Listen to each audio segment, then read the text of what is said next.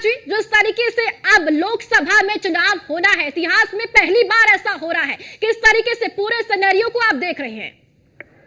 देखिए प्रभा, यहाँ पर जो विपक्ष का जो कॉन्फिडेंस है वो मुझे ज्यादा हाई दिखाई दे रहा है, लेकिन जो अंक गणित है वो भारतीय जनता पार्टी के फेवर में ज्यादा दिखाई दे रहा है। यही बात है कि भारतीय जनता पार्टी किसी भी तरह से कमजोर नहीं है और जो उनके नेता है वो पूरे आत्मविश्वास के साथ मीडिया के सामने आकर बात कर रहे हैं। अगर आपने सुना हो पीयूष गोयल को, तो उन्होंने कहा कि ऐसी कोई परंपरा नहीं है, ऐसी कोई शर्त भारतीय जनता पार्टी नहीं मानती कि भाई स्पीकर पद पर आप अपना समर्थन दे देंगे और आप हमसे ये कहीं ना कहीं गारंटी लेंगे कि डिप्टी स्पीकर पद हम विपक्ष को दे देंगे। पहली बात तो डिप्टी स्पीकर और स्पीकर का जो पद होता है वो किसी पार्टी का नहीं होता, वो सदन का होता है। तो कांग्रेस की और पूरे विपक्ष की ये बात हम लोग मानने को तैयार नहीं है।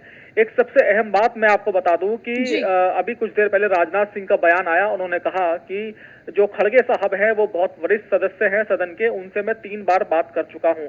जबकि राहुल गांधी ने ये बयान दिया था कि अभी तक खड़गे साहब के पास फोन नहीं आया और भारतीय जनता पार्टी की कथनी कर्मी में बड़ा फर्क है। और उन्होंने ये प्रधानमंत्री पर भी हमला बोला। उन्होंने कहा कि वो अंदर से कुछ है, बाहर से कुछ है। तो कुल मिलाकर विपक्ष पूरी तरह से हमलावर है। और देखिए, विपक्ष भी इस बात को जानता है कि जब स्पीकर का चुनाव होगा तो जो अंकगणित है वो सरकार के फेवर में जाएगा, लेकिन कहीं ना कहीं अपने तेवर के जरिए वो संसद को पूरी तरह से गर्म रखना चाहते हैं। इसके अलावा एक अपडेट और आया है ममता बनर्जी की तरफ से। उन्होंने कहा है कि कांग्रेस के पर उन्होंने कोई गारंटी नहीं दी है कि जो के सुरेश है उनके नाम पर सहमति उन्होंने नहीं दी है, यानी कि वो उनका समर्थन नहीं करती। तो कुल मिलाकर विपक्ष में भी 2 फाड़ यहाँ पर पूरी तरह से नजर आ रहे हैं। लेकिन इतना जरूर है, स्पीकर के पद पर ये जो इतिहास है वो बताता है कि आजाद भारत में कभी स्पीकर के पद के लिए चुनाव नहीं हुए। पहली बार यहाँ पर ऐसा होने जा रहा है। तो जो तमाम संविधान विशेषज्ञ हैं वो भी अपनी बात रखेंगे। और अब जिस तरह से चुनाव स्पीकर के पद पर होने होगा, तो मुझे लगता है कि डिप्टी स्पीकर के पद पर भी अब चुनाव होगा।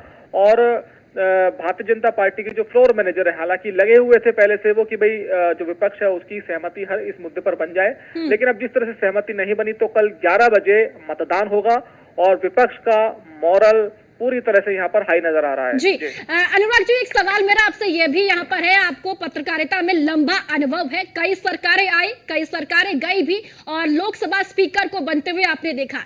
इस बार क्या कुछ नया आप देख रहे हैं संसद भवन में? और जिस तरीके से जिक्र आपने भी किया कि अभी 2 फाड़ यहाँ पर इंडी ब्लॉक में देखने को मिल रही है, नंबर गेम क्या कुछ बताता है संसद का इस वक्त?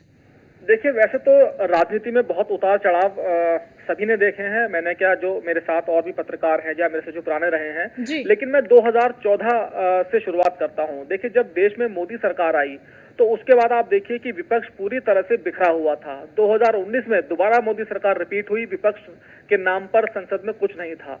लेकिन अब जब 2024 का जब इलेक्शन हुआ तो विपक्ष की जो गहमा गहमी है और जो उसकी संख्या है वो सदन में बढ़ी है।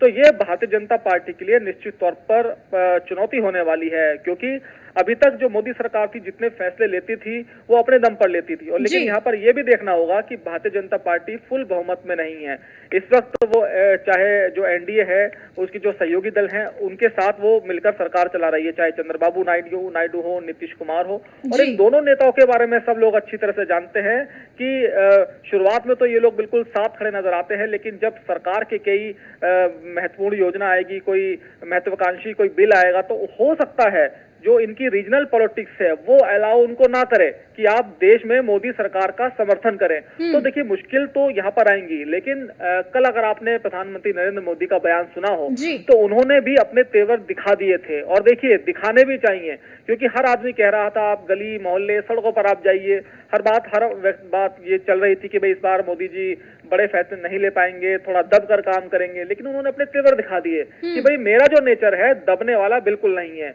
और जब प्रधानमंत्री की तरफ से तेवर दिखा दिए गए तो आप देखिए विपक्ष भी पूरी तरह से हमलावर है। आज देखिए राहुल गांधी और जो पूरा विपक्ष है वो क्यों हमलावर है। कल जब प्रधानमंत्री ने इमरजेंसी की बात कहकर कहीं ना कहीं कांग्रेस की जो जख्म थे उन पर नमक छिड़कने का काम किया था। और आज देखिए पूरे गली मोहल्लों में, हर उत्तर प्रदेश में नेताओं को जिम्मेदारी दी गई है कि इमरजेंसी के मामले पर आप कांग्रेस पर हमला बोलो। खुद मुख्यमंत्री योगी आदित्यनाथ उत्तर प्रदेश के जगह जगह डॉक्यूमेंट्री दिखाने की बात कर रहे हैं, हर बीजेपी कार्यकर्ताओं को ये संदेश निर्देश दिया गया है। तो कहीं ना कहीं इस इशू को कांग्रेस डाइवर्ट भी करना चाहती है। जी। देखिए, कांग्रेस को ये बात पता है कि स्पीकर पद का जब चुनाव होगा तो वो कहीं नहीं टिकेंगे सरकार के सामने। उनके जो मैनेजर्स हैं पूरी तरह से मजबूत है, अंकगणित को वो अपने पक्ष में कर लेंगे। लेकिन कहीं ना कहीं मोदी सरकार की अथॉरिटी को चैलेंज करना विपक्ष चाहता है, जिसमें वो काफी हद तक सफल हो रहा है। जी अनुराग जी, एक सवाल ये भी कि जिस तरीके से अब विपक्ष ने अपने उम्मीदवार को उतार दिया है के सुरेश, यानी कि अब विपक्ष ने यहाँ पर ये साफ संदेश दे दिया है कि हम भी किसी से कम नहीं हैं। और निश्चित तौर पर देखिए, जब जंग होती है तो भले ही जब दो टीम होती है, एक टीम समझ में आती है हमारे कि भाई ये बहुत मजबूत टीम है और दूसरी टीम कमजोर टीम है, ये भी समझ में आती है, क्योंकि जो आंकड़े हैं वो इस बात की गवाही देते हैं। लेकिन खेल का और राजनीति का ये नियम होता है कि भले ही आप कमजोर हैं, लेकिन जो परसेप्शन है वो कमजोरी का नहीं जाना चाहिए। तो विपक्ष पूरी तरह से जो अपनी मजबूती है उसका मैसेज कहीं ना कहीं मोदी सरकार को दे रहा है। और जब स्पीकर पद का चुनाव होगा तो निश्चित तौर पर भारतीय जनता पार्टी उसमें बाजी मारेगी। और लेकिन विपक्ष जो है अपना आत्मविश्वास कहीं ना कहीं जनता को दिखा रहा है और उसने इस फैसले के जरिए कहीं ना कहीं भाजपा सरकार को ये मैसेज भी दे दिया है कि आप जब भी कोई महत्वाकांक्षी बिल लाएंगे, अगर हमसे आप बात नहीं करेंगे तो हम हर मुद्दे पर आपके सामने ऐसे ही खड़े रहेंगे। जी चलिए ठीक है अनुराग जी, बहुत बहुत शुक्रिया बातचीत के लिए।